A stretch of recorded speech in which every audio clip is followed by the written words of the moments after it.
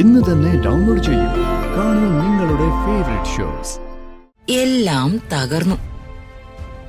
അച്ഛനും മകനും തമ്മിൽ തെറ്റിയപ്പോ ഇനിയേ അച്ഛനെയും രണ്ട് പെൺമക്കളെയും തമ്മിൽ തെറ്റിക്കണം. ഇവനെ ആശ്വസിപ്പിക്കാനും താങ്ങി നിർത്താനും ഇവന്റെ കരച്ചിലും മനോവിഷമവും ഒക്കെ കണ്ടതേ ഞാനാ.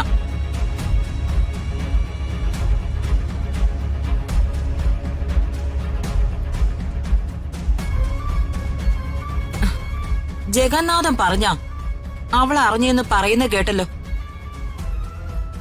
ഈ ജഗന്നാഥൻ ഈ നാട്ടിലുണ്ടോ? അതോ ജഗന്നാഥനും പത്മയും ഇപ്പോ ഭാര്യ ഭർത്താക്കന്മാരെ പോലെ ഒരുമിച്ചാണോ താമസം?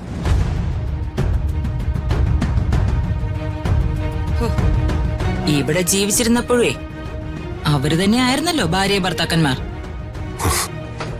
നിങ്ങൾ ഇത്രയും ക്രൂരയാണോ?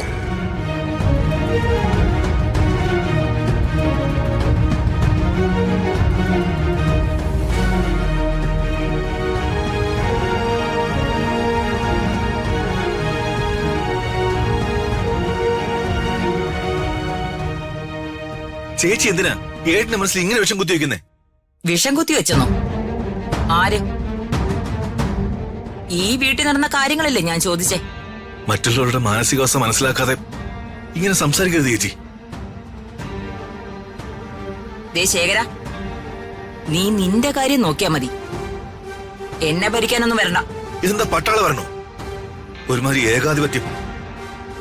ആ കൊച്ചിനെ ഇവിടെ നിന്ന് അടിച്ചിറക്കി വിട്ടപ്പോ അവരുടെ ഒരു സന്തോഷം. നിർത്ത. നീയും നിന്റെ ഭാര്യയും മര്യാദയ്ക്ക് ഇവിടെ നിന്നാ മതി. ദേ, എന്റെ നേരെ ശാസിക്കാനോ ആജ്ഞാപിക്കാനോ വന്നാ നീ വിവരം അറിയും. അതിന് എന്ത് വിവരം അറിയിക്കുന്ന നിങ്ങൾ ഈ പറയുന്നേ?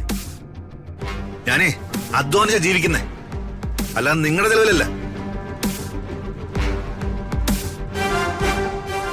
പലതും മടക്കി പിടിച്ച ഞാനിവിടെ ജീവിക്കുന്നേ.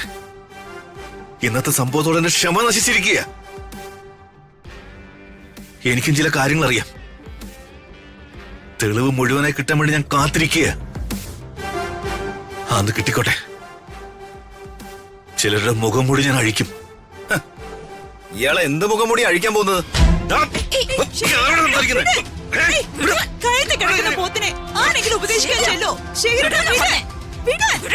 ഇങ്ങോട്ട്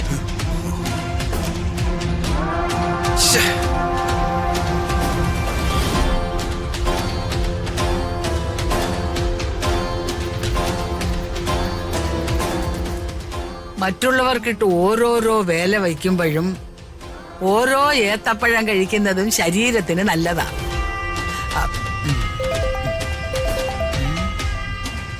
പഴം വിഴുങ്ങിയിട്ട് ഫോൺ എടുക്കാം. ശ്വാസം മുട്ടി ചാവാനൊന്നും എനിക്ക് വയ്യ. പഴം വിഴുങ്ങി ചത്തന്ന് പത്രത്തിൽ വരും.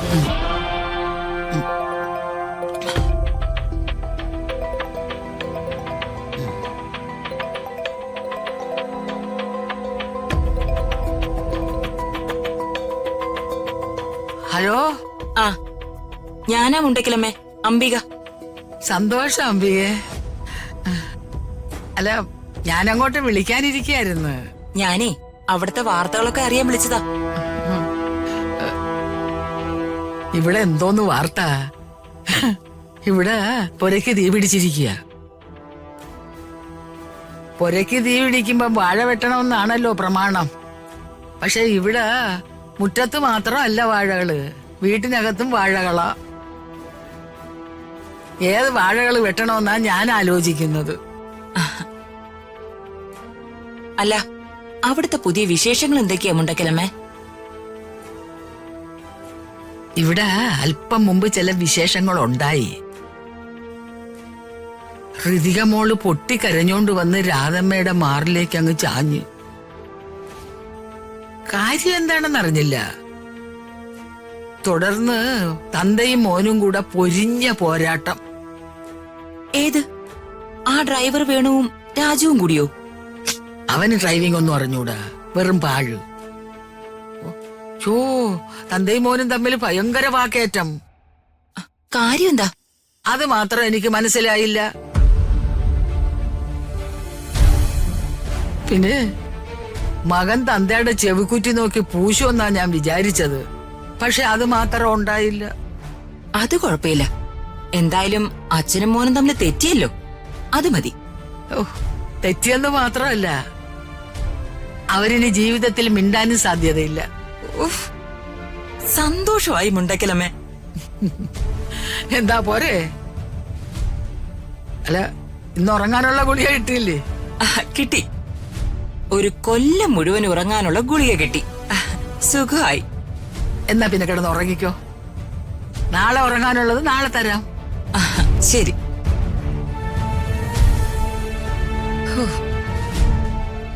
എല്ലാം തകർന്നു.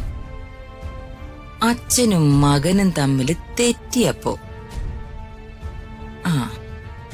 ഇനിയേ അച്ഛനെയും 2 പെൺമക്കളെയും തമ്മിൽ തെറ്റിക്കണം.